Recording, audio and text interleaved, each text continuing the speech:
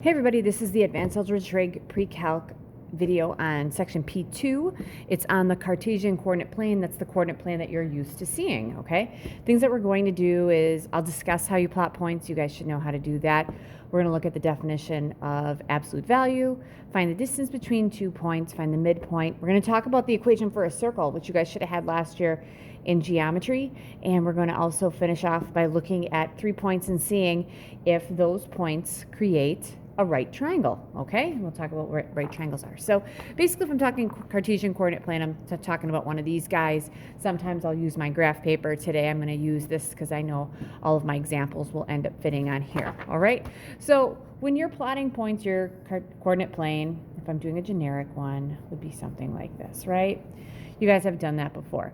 Now, when you're plotting points, I will usually just say, like, if you are actually plotting them using a coordinate plane that I just showed you, you should be exact. But for instance, if I wanted you to go ahead and find the point, let's say -5, 3, and I'll call that point A. -5, 3 would be the left 5 up 3 maybe, and that would be A right there. So that'd be a decent estimation of where that point would be.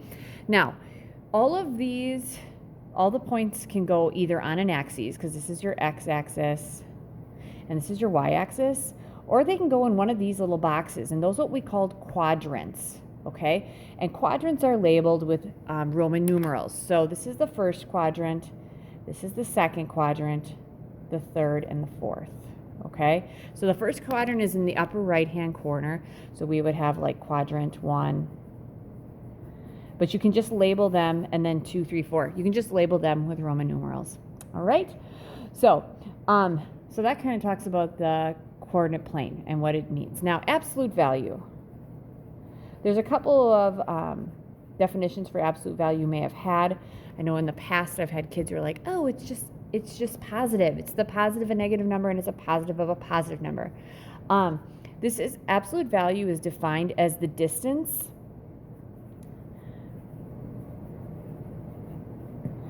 on a number line from 0. Another name for absolute value is what we call the magnitude. Okay. Sorry, my penmanship's kind of bad. So whenever we talk about the magnitude of a vector, it's just the absolute value. All right? So the big thing is that distance, absolute value is the distance, therefore it is always positive, because distance has to be positive, okay? Even when you're driving backwards, you're just going in a certain direction, a positive distance, okay? So if I wanted you to find the distance on a number line, so this is my first example, example 1, on a number line, what is the distance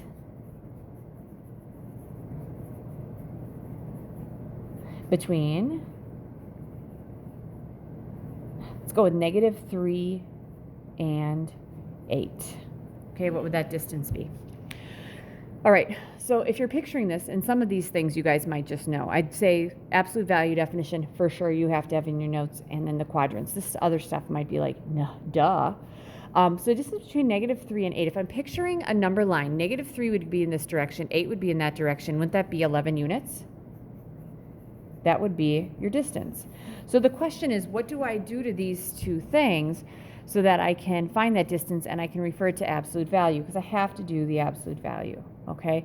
So what can I do to those numbers to find it, okay? So what can I do to -3 and 8 to find that 11? The way we're going to do that, distance is going to be found by subtracting. So this would be equal to the absolute value of -11, which is 11, and that checks, I can kind of visualize that, all right? So that's how that distance goes. Distance subtracting in some way, shape, or form, okay? Now, I'm going to kind of take this off and put on the next one. Let's say I want you in example 2 to find the distance between, okay, I'm going to give you guys 2 points. Let's go with -7, or I'm sorry, -1, 7, my bad, and 8, -4. Okay, so there has to be a way that I can find that.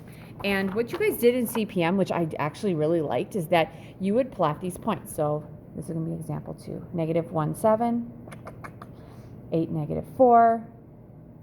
Okay, and then we said, okay, this is the distance I want to find. Okay, how do I do that? All right, so what we did is we formed this right triangle, right, guys? All right, so here we go. So within that right triangle, I want to find this distance. I know that this is 1, and that was 8. This is 9 units, right?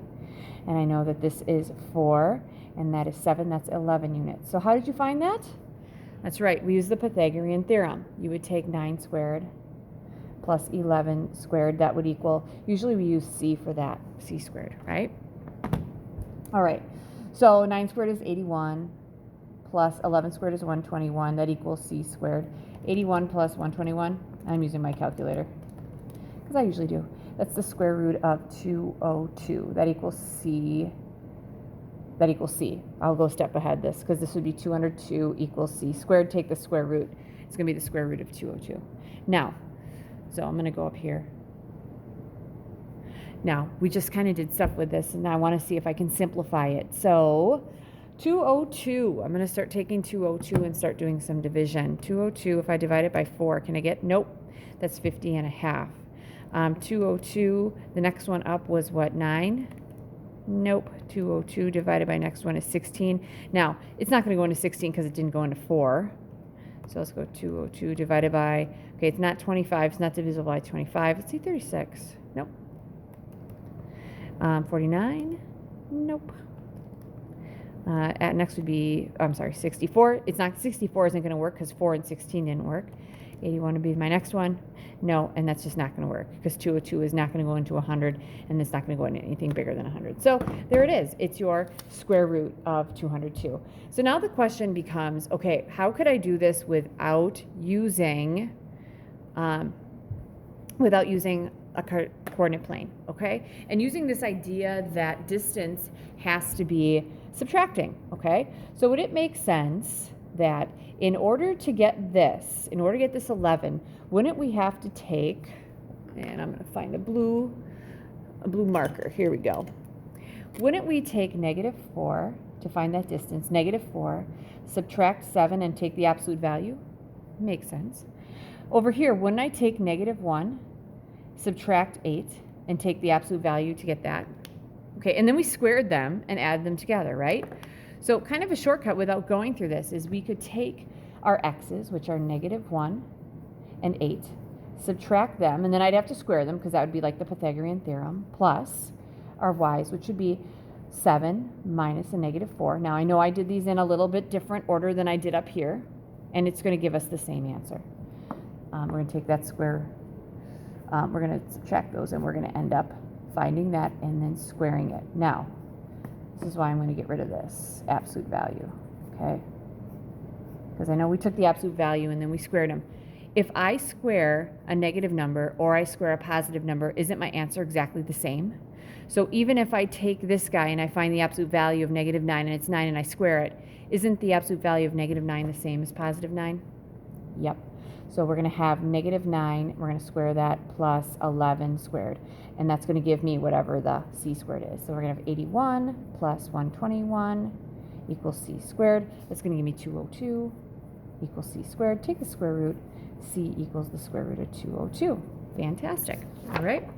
So that takes me to my next thing, finding the midpoint, finding the middle. Okay. So I'm going to actually use the examples I had before. I don't know if you want to add this in here, but right here on a number line, find the distance. That's example 2. Let's go with this as a part B.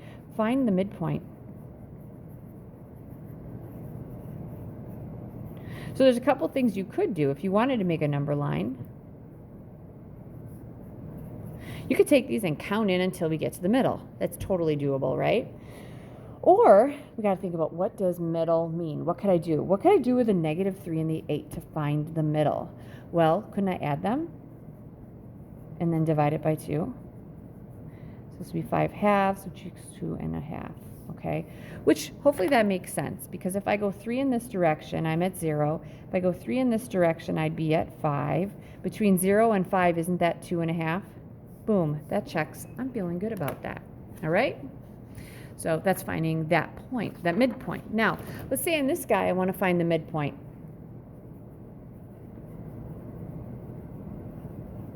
What do you think you can do with the x's and the y's? And I will check it on here to make sure that it's on this line, okay?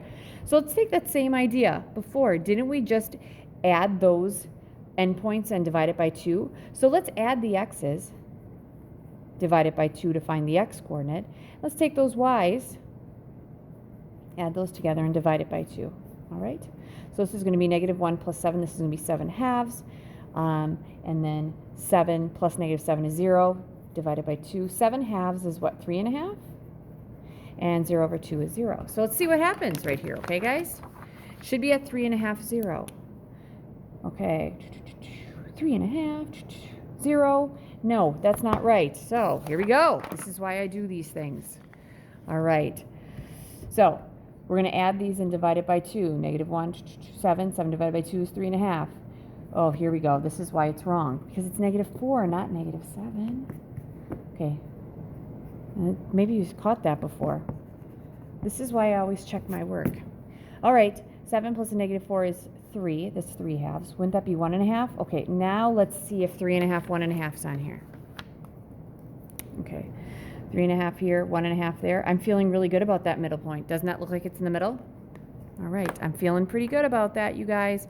So one of the things I'll do in my videos is I'll check my work, and if I'm wrong, and I'll redo them. I don't have a problem with that. And if you think I do something wrong at home and you're like, I don't get this, just tell me. I'm good. I'm not perfect. That's one thing I'll tell kids. I am not perfect. All right. So we got all the midpoint things done. All right, guys. So here's the thing. Last year in circles, equations for circles.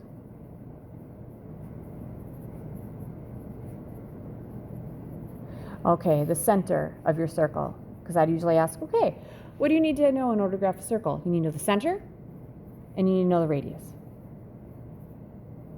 All right? So the center is what we call this, it's called like a locator point. CPM uses that. I go between CPM and the PreCalc stuff all the time. So the center could be anywhere, right? So I'm going to say it's HK, all right? And then the radius, that's going to be R, okay? So for your center, because you should have done circles last year, you take x, that's just the x in the equation, minus your x coordinate, you're going to square that, plus y minus your y coordinate, that's k, and you're going to square that, that equals your radius squared. That's your equation. So for example, okay, so where are we at? We're at example 3. Find the equation for each circle.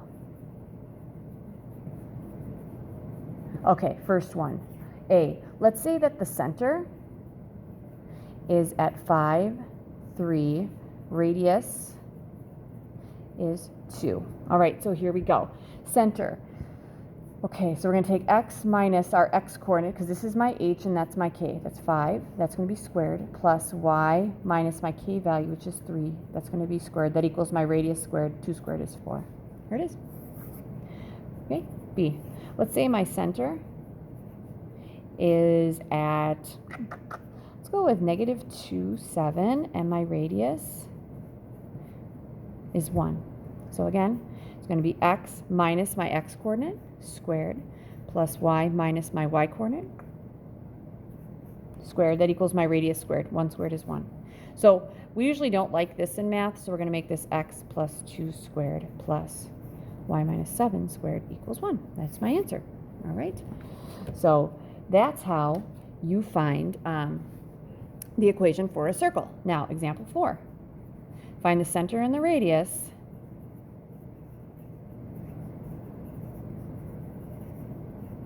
for, okay, for this one we're going to have x minus 3 squared plus y squared equals 7. All right, center, radius.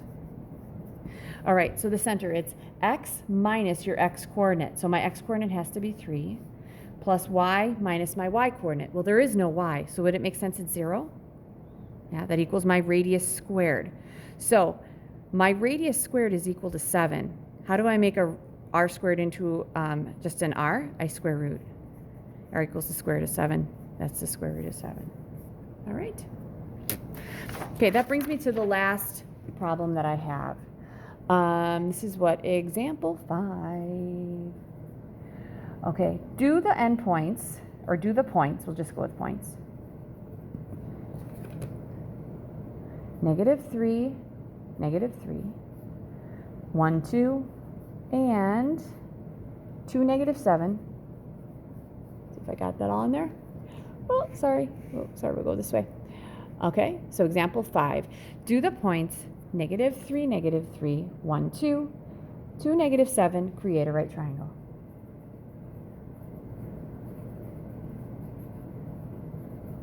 Okay, so the very first thing I would do, you guys, was get my Cartesian coordinate plane out. So this is going to be example 5.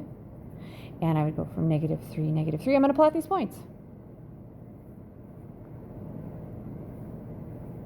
And then we're going to do this. Okay? So here's the thing, right triangle. What does that have to be? Okay, so there's a couple ways we can do this. First off, we can check all the angles to see if I have a right angle. Okay? So that'd be one way. So method 1, do I have a right angle? And I'm not sure if you remember that. So we might do that last. Method 2. Doesn't the Pythagorean theorem say a squared plus b squared equals c squared? Can't I figure out what a, b, and c are and then see if I square them and I'm good? Okay, so let's make this guy A, let's make this guy B, and let's make this guy C. Okay, so let's find the lengths. Okay, so I'm going to find this distance, right? Okay, so we're going to go with AB, BC, and AC. Okay, all right, so here we go. I'm not going to, if you want to make a right triangle for all these, you totally can, but I'm going to end up using my formula. Okay, so I'm going to find the distance between the x's, subtract those, that's how you find the distance, and then we're going to square them plus the difference of the y's. All right, so this is B and that is C. So here we go, AB. I'm going to take the x's, -3 minus 1. I'm going to square that plus -3 minus 2. I'm going to square that. Okay, here we go. Okay, -3 minus 1 is 4. 4 squared is 16. Plus -3 minus 2 is 5. 5 squared is 25. This equals the square root of what? 41. That's all I need for AB, and if I want to, I can go square root of 41 there. So I have that. All right, kind of got close. BC, take the square root of the difference of the x's, 1 minus 2 squared, plus 2 minus -7 squared. That equals, okay, the square root of 1 minus 2 is -1. Square it, that's 1, plus 2 minus a -7, that's adding. That would be 9. 9 squared is 81. BC is the square root of 81. I'm sorry, 82, my bad. Because 1 plus 2, 81 is 82. So this is the square root of 82. All right, next one, AC. Same thing. Take the difference of the x's squared plus the difference of the y's squared. AC, -3 minus 2 squared plus -3 minus a -7 squared. All right, so here we go. Square root of -3 minus 2 squared is 5. Square that is 25. Plus -3 plus a -7. Let's add the opposite here, you guys. So that's going to be -3 plus 7. That's 4. Square that, that's 16. That gives me the square root of what? 41. All right, so if we want to use the Pythagorean theorem, okay, so this is the square root of 41. Okay, the biggest one is 80, it's square root of 82. Is a squared plus b squared equal to c squared? Is the square root of 41 squared plus the square root of 41 squared equal to the square root of 82 squared? Okay, don't these undo each other? That equals 82. That works. All right. So here's the other thing. If that's your question and you don't have to say anything about the lengths and you remember about how you find a right angle, wouldn't you have to look at the slope of these lines? You totally would. So I'd look at, say, okay, is this line perpendicular to that one? So for this one, if I'm looking at my rise and my run, okay, my rise would be 1, 2, 3, 4, 5. And my run would be 1, 2, 3, 4, 5/4. So AB has a slope of 5/4. All right. Then the other one I'd look at would be AC. Okay, so I'm going to make a right triangle here, and I'm going to count that. So this would be 1, 2, 3, 4. That's down 4, so it would be negative 4 over 1, 2, 3, 4, 5. I know that got kind of crunched in there, but the slopes of my line are 5/4 and negative 4/5. All right, do those two slopes give us a right angle? Yes. Slopes are opposite reciprocals of each other.